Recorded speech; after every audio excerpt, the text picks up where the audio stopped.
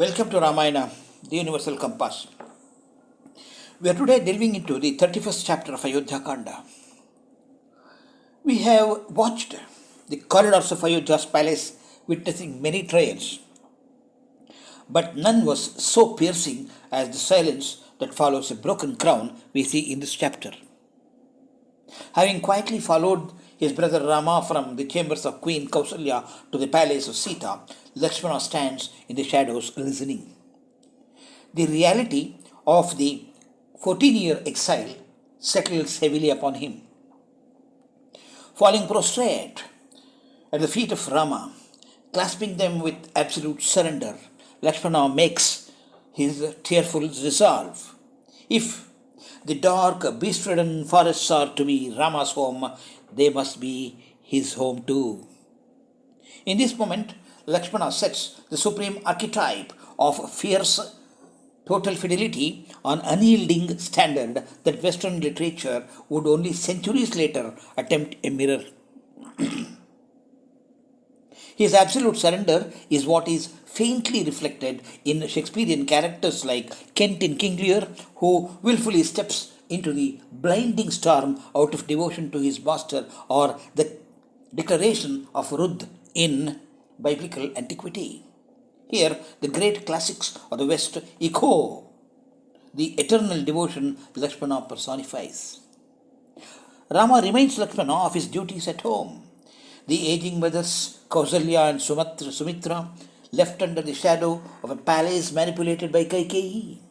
Rama paints a grim picture comparing King Dasharatha's past generosity to Lord Varuna's life-giving rains, but warning that this rain has now dried up under Kaikeyi's influence.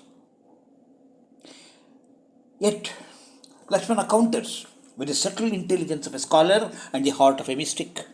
He quotes Rama's own past words back to him, painting out that Rama had already subtly implied his inclusion. This exchange rises above a domestic argument. It is the unfolding of a grander destiny. We should observe here that it is Lakshmana who eventually disfigures Shurpanakha, unleashes the wrath of Khara, Dushana and Trishiras.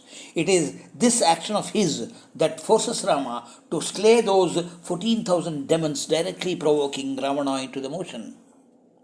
Like the grand designs of destiny in John Milton's Paradise Lost, where seemingly isolated choices are woven into a magnificent cosmic plan, Lakshmana's stubborn insistence to go to the forest is the hidden engine driving the entire universe toward righteousness.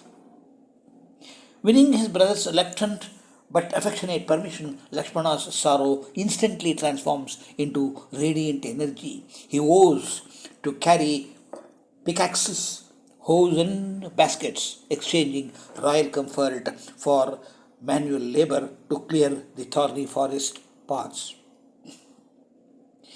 In his epic, Raghuvamsha, Kalidasa captures this unique bond of the Raghus, noting that they were born for each other's completion.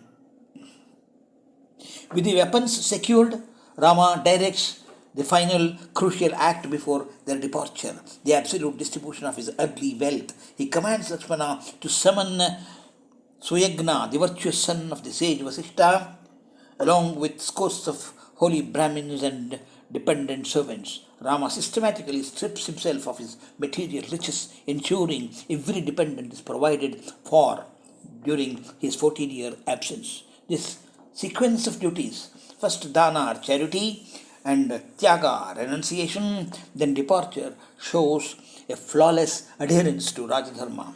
Rama does not abandon his kingdom in a chaotic rush. He closes his worldly ledger with profound grace. Ultimately, this chapter of the Ayodhya Kanda reveals that the journey to the forest is a grand spiritual dream. It is a testament to a love that Western literature constantly strives to depict but rarely achieves in such pure form. A love where two brothers bound by a singular soul step into the unknown. Lakshmana's total surrender is the spark that ignites the entire epic, turning a dangerous wilderness into a temple of eternal righteousness. Thank you. Sri Krishna Arpanamastu.